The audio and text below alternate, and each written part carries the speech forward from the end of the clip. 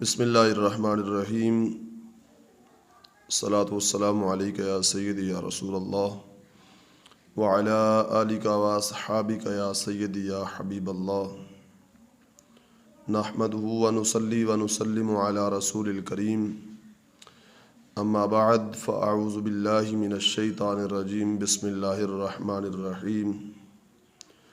کنتم خیر امۃ اخرجت للناس تأمرون بالمعروف وتنہون عن المنکر۔ آمنت باللہ، صدق اللہ العظیم۔ ان اللہ وملائکتہ یصلون علی النبی یا ایہا الذین آمنوا صلوا علیہ وسلموا تسلیما۔ الصلاۃ والسلام علیک یا سیدی یا رسول اللہ وعلی آلک واصحابک یا سیدی یا حبیب اللہ۔ اللہ تبارک و تعالی جل شانہ کی حمد و ثناء اور اس کے پیارے محبوب نبی مکرم شفیع معظم ہادی کل محسن انسانیت تاجدار ختم نبوت حبیب کبریا جناب محمد الرسول اللہ صلی اللہ تعالی علیہ وسلم کے دربار اقدس میں ہدیہ عقیدت و محبت عرض کرنے کے بعد گفتگو کا موضوع ہے بہتر کون۔ میری دعا اللہ رب العزت جل وعلا قرآن و سنت کا فہم عطا فرمائے اور قرآن و سنت کے بلاغ و تبلیغ اور اس پر عمل کی اللہ توفیق عطا فرمائے۔ قرآن مجید برہان رشید کے اندر اللہ رب العزت جل وعلا نے بہترین لوگوں کا تذکرہ فرمایا کہ بہترین لوگ کون ہیں، آگے کس عمل کی وجہ سے وہ بہترین ہے، کون سا عمل اللہ کو اتنا پسند آیا کہ اس عمل کی وجہ سے اللہ نے ان لوگوں کو بہترین لوگ شمار کیا۔ خالق کائنات جل وعلا فرماتا ہے کنتم خیر امۃ اخرجت للناس تأمرون بالمعروف وتنہون عن المنکر۔ فرمایا تم بہتر ہو ان سب امتوں میں جو لوگوں میں ظاہر ہوئی، یعنی حضرت آدم علیہ السلام سے لے کر حضرت عیسیٰ علیہ السلام تک جتنی بھی امتیں آئیں ہمارے آقا صلی اللہ علیہ وسلم سے پہلے جتنی بھی امتیں آئیں، فرمایا اے امت محمد صلی اللہ علیہ وسلم تم ان سب میں بہتر ہو۔ عمل کون سا ہے تمہارا جو ان امتوں کے علاوہ جو تمہاری شان ہے وہ کیا ہے؟ فرمایا تأمرون بالمعروف وتنہون عن المنکر، کہ تم بھلائی کا حکم دیتے ہو اور برائی سے منع کرتے ہو۔ بھلائی کا حکم دینا، اچھے کام کا حکم دینا، برے کاموں سے منع کرنا، یہ اتنا پیارا عمل ہے، اتنا پسندیدہ عمل ہے، اتنا اللہ کو یہ محبوب عمل ہے کہ اللہ رب العزت جل وعلا نے فرمایا کہ تمہارا عمل یہ مجھے بڑا پسند ہے، اور اس عمل کی وجہ سے اور اس عمل کا تذکرہ کرتے ہوئے فرمایا کہ میں نے تم کو بہترین لوگ شمار کر دیا۔ یہودیوں میں کچھ لوگوں نے یہ حضرت عبداللہ بن مسعود اور دیگر صحابہ سے یہ بات کہی کہ ہم تم سے افضل ہیں۔ اللہ رب العزت جل وعلا نے قرآن مجید میں آیت کریمہ کا نزول فرمایا تم بہتر نہیں ہو، میرے پیارے محبوب حضرت محمد صلی اللہ علیہ وسلم کے جو غلام ہیں یہ ساری امتوں میں بہترین لوگ ہیں۔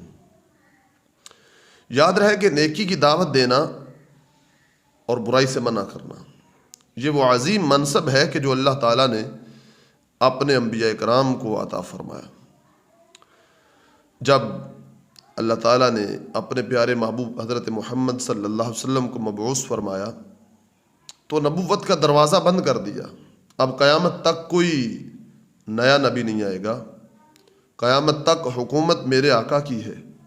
قیامت تک رسالت کا ڈنکا میرے آقا کا بجے گا۔ تو حضور نبی رحمت صلی اللہ علیہ وسلم پر جب نبوت ختم ہو گئی، آپ خاتم الانبیاء ہیں، تو چونکہ یہ نظام چلنا تھا قیامت تک، تو اللہ رب العزت جل وعلا نے یہ پیارا منصب حضور کے غلاموں کو عطا فرما دیا۔ فرمایا نیکی کی دعوت دینا، برائی سے منع کرنا، یہ مجھے بڑا پیارا لگتا ہے، اور ہر مسلمان کو بقدر توفیق یہ کام کرنا چاہیے۔ یعنی جہاں تک بن پڑتا ہے، اپنے دوستوں کے لحاظ سے، گھر والوں کے لحاظ سے، بہن بھائیوں کے لحاظ سے، اولاد کے لحاظ سے، جہاں تک بات مانی جاتی ہے، جہاں تک یہ دیگر کاموں کے لحاظ سے بندہ بات منوا لیتا ہے، بات کر لیتا ہے،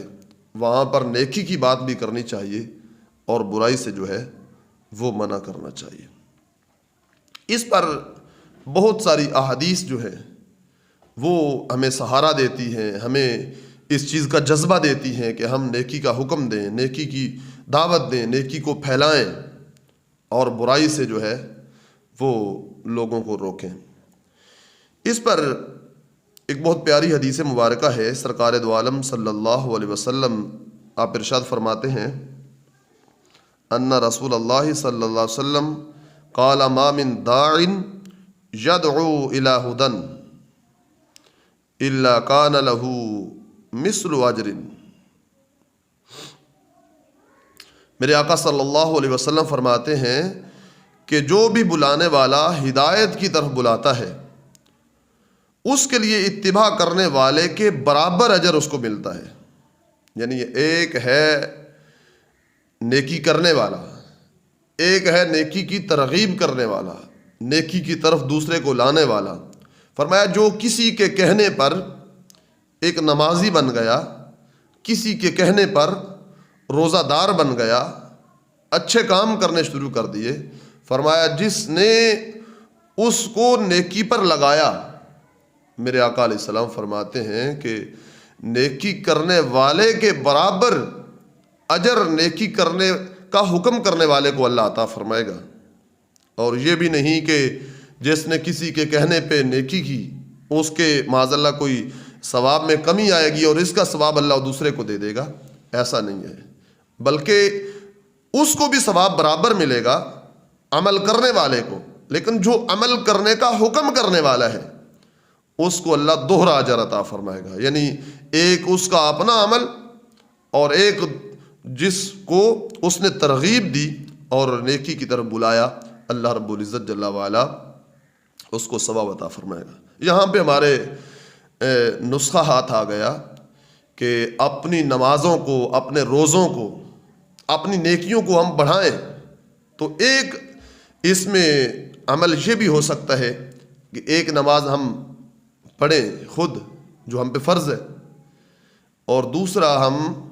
اپنے دوستوں کو، محلے داروں کو، لوگوں کو نیکی کا اور نماز کا حکم دیں، نماز کی طرف بلائیں، نماز کا عادی بنائیں۔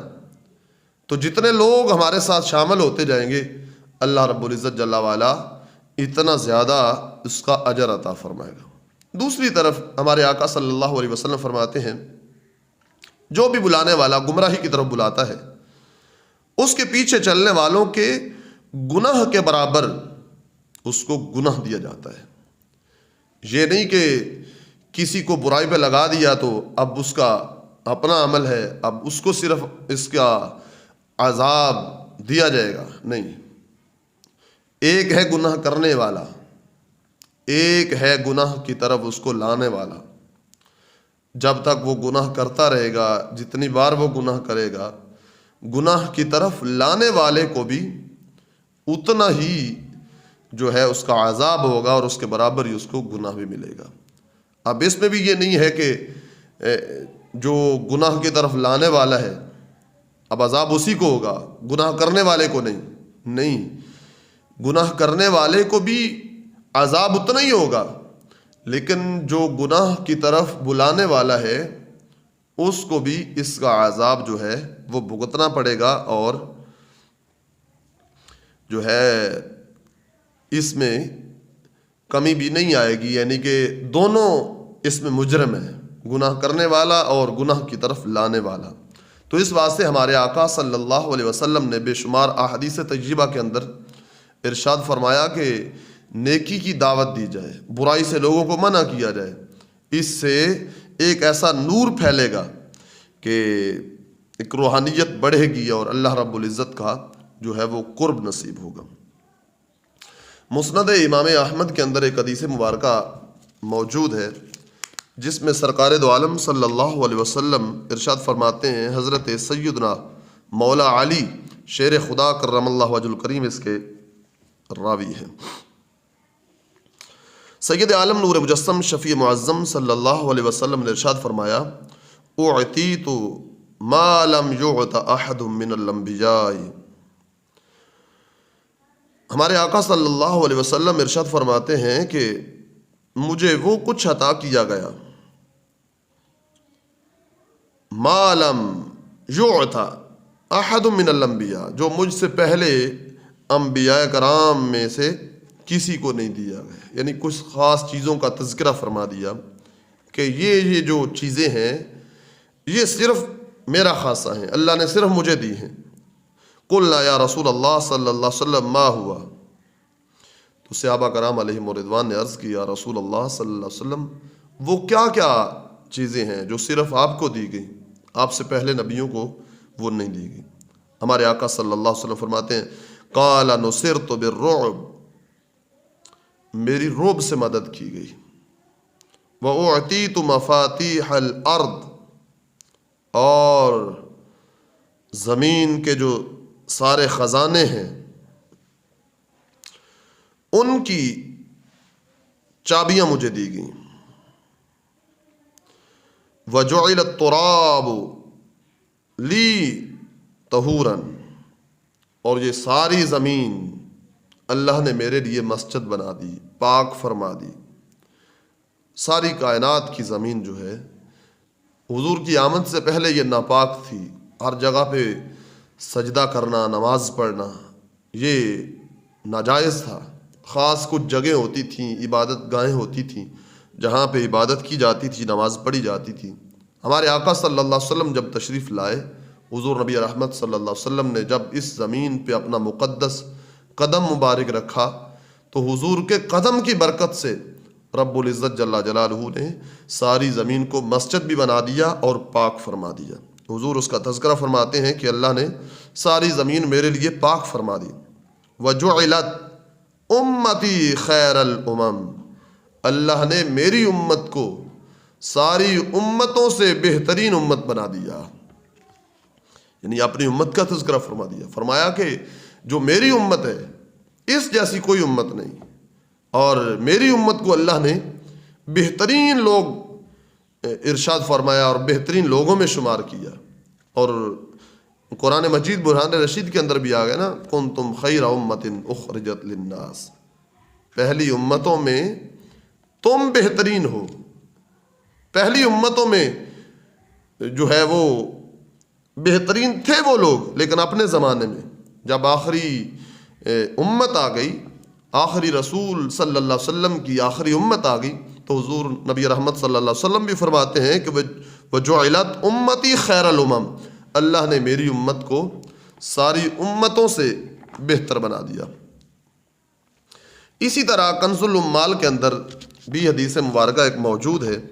کہ جو اس چیز کی طرف ہمیں شوق دلاتی ہے کہ نیکی کی دعوت دی جائے، لوگوں کو نمازی بنایا جائے، روزے کا کہا جائے، روزے کی دعوت دی جائے، اچھے کاموں کی دعوت دی جائے، برائی سے روکا جائے، گناہوں سے روکا جائے۔ ہمارے آقا صلی اللہ علیہ وسلم ارشاد فرماتے ہیں، حضرت انس رضی اللہ تعالی عنہ اس کی روایت فرماتے ہیں، سرکار دو عالم صلی اللہ علیہ وسلم نے صحابہ سے ایک دن یوں ارشاد فرمایا، کیا میں تجھے ایسی قوم کے بارے میں اطلاع نہ کروں، لیسو بانبیاء ولا شہداء، جو نہ تو نبی ہیں اور نہ ہی شہید ہیں، نہ انبیاء میں سے ہیں اور نہ ہی شہداء میں سے ہیں، لیکن انبیاء اور شہداء قیامت کے دن جو ان لوگوں کو منازل ملیں گی، مرتبہ ملے گا، درجات ملیں گے ان پر رشک کریں گے. وہ نبی نہیں ہیں، وہ شہداء میں سے نہیں ہیں، لیکن قیامت کے دن انبیاء اور شہداء ان لوگوں کی جو مرتبہ مقام، جو اللہ ان کو درجات اور اپنا قرب دے گا، اس پر یہ حضرات بھی رشک کریں گے. اللہ رب العزت جل وعلا ان کو نور کے ممبروں پہ جگہ دے گا. حضور نبی رحمت صلی اللہ علیہ وسلم نے یہ پہلے صحابہ سے پوچھا، کیا میں تمہیں ایسے لوگوں کے بارے میں نہ بتاؤں کہ جو انبیاء میں سے نہیں، شہداء میں سے نہیں، لیکن مرتبہ ان کو اتنا اللہ عطا کرے گا کہ لوگ حیران ہوں گے، لوگ ان کی قسمت پہ، ان کے مرتبے پہ رشک کریں گے. صحابہ کرام علیہم الرضوان نے عرض کی، یا رسول اللہ صلی اللہ علیہ وسلم ضرور ارشاد فرماؤ. فرمایا الذین یحبون عباد اللہ الی اللہ ویحبون اللہ الی عبادہ، وہ اللہ کے بندوں کو اللہ کا محبوب بندہ بناتے ہیں، اللہ کے بندوں کو اللہ کا پیارا بناتے ہیں، اور وَيُحِبُّونَ اللَّهَ إِلَىٰ عِبَادِهِ، اور اللہ کو جو ہے بندوں کا محبوب بناتے ہیں. اللہ کے بندوں کو اللہ کا محبوب بناتے ہیں اور اللہ کو بندوں کا محبوب بناتے ہیں. وَيَمْشُونَ عَلَى الْأَرْضِ نُصَحًا، زمین پر وہ چلتے ہیں تو چلتے چلتے نصیحتیں کرتے رہتے ہیں، یعنی چلتے چلتے نصیحتیں کر رہے ہوتے ہیں، لوگوں کو نیکی کی دعوت دے رہے ہوتے ہیں، برائی سے روک رہے ہوتے ہیں، اچھے کاموں کی ترغیب دے رہے ہوتے ہیں، جو بھی ان سے ملتا ہے ان کو اچھے کام کا حکم دیتے ہیں، برائی سے روکتے ہیں. اس طرح چلتے پھرتے وہ نصیحت کر رہے ہوتے ہیں. تو حضرت انس فرماتے ہیں کہ ہم نے عرض کیا رسول اللہ صلی اللہ علیہ وسلم، یحب اللہ الی عبادہ فکیف یحبون عباد اللہ الی اللہ، وہ اللہ کے بندوں کو اللہ کا پیارا بندہ کیسے بناتے ہیں، اللہ کا محبوب کیسے بناتے ہیں؟ تو ہمارے آقا صلی اللہ علیہ وسلم فرماتے ہیں، قال یأمرونہم بما یحب اللہ، وہ اللہ کے بندوں کو ان کاموں کا حکم دیتے ہیں، ان کاموں کا کہتے ہیں جو کام اللہ کو پیارے ہیں، اور جو اللہ کو ناپسندیدہ کام ہیں ان کاموں سے بندوں کو روکتے ہیں. تو اللہ رب العزت جل وعلا ان سے پھر پیار کرتا ہے، جو ان کے کہنے پہ نیکی کی طرف لگ جاتے ہیں، برائی سے رک جاتے ہیں، تو اللہ رب العزت جل جلالہ ان کو اپنا محبوب بنا لیتا ہے. صحابہ کرام علیہم الرضوان کی یہ عادت کریمہ تھی کہ ہر حال میں ان کا یہ نیکی کا حکم دینا، برائی سے روکنا، اس پر وہ کاربند تھے. یعنی صحت ہو، بیماری ہو، امن ہو، جنگ ہو، کسی حالت میں بھی ہوں، ان کو ایسا کوئی عمل ملتا تو فوراً اس کو ٹوکتے. حضرت سیدنا عمر فاروق رضی اللہ تعالی عنہ، آپ کی عیادت کے لیے ایک نوجوان حاضر ہوا، تو اس نے عیادت کی، تیمارداری کی. تو حضرت عمر فاروق نے اسے اپنا تہبند کھینچنے کو فرمایا، یعنی ٹخنوں سے نیچے اس کی جو تہبند تھی وہ جا رہی تھی. آپ نے اسے منع فرمایا، فرمایا اسے اوپر کرو، ارفع ازارک فإنہ اتقی لربک، فرمایا کہ یہ اوپر کرو کیونکہ یہ تیرے رب کی بارگاہ میں زیادہ تقوی ہے اور تیرے کپڑے کے لیے زیادہ پاکیزگی ہے. راوی کہتے ہیں، یعنی حضرت عبداللہ بن مسعود کہا کرتے تھے کہ حضرت عمر پر تعجب ہے کہ آپ نے اوپر اللہ تعالیٰ کا حق دیکھا تو شدید تکلیف میں بھی حق بتلانے سے وہ نہ رک سکے. یعنی شدت، مرض کی شدت ہے، تکلیف میں ہے، لیکن یہ اپنے اوپر حق سمجھا کہ مجھ پر حق ہے اللہ کا کہ میں نیکی پھیلاؤں، نیکی کی دعوت دوں. اپنی بیماری کو ایک سائیڈ پہ رکھا، یعنی تکلیف ہے، اس کے باوجود جو اپنے اوپر حق ہے اللہ کا اس کو ادا کیا. فرمایا کہ یہ تہبند اوپر کر لو کیونکہ یہ اللہ کے نزدیک زیادہ تقوی ہے. یعنی صحابہ کرام اپنی زندگی مطہرہ میں بیماری کی حالت میں بھی یہ عمل کرتے ہیں. اسی لیے تو اللہ رب العزت فرماتا ہے نا، کنتم خیر امۃ اخرجت للناس تأمرون بالمعروف وتنہون عن المنکر. فرمایا کہ تم امتوں میں سے بہترین امت ہو اس واسطے کہ تم نیکی کا حکم دیتے ہو اور برائی سے روکتے ہو. دعا کر رہا ہوں اللہ رب العزت جل جلالہ ہمیں اوامر و نواہی کے لحاظ سے کاربند رہنے کی توفیق دے. اللہ رب العزت نیکی پھیلانے، برائی سے روکنے کی اور خود رکنے کی اور نیک کام کرنے کی اللہ توفیق عطا فرمائے.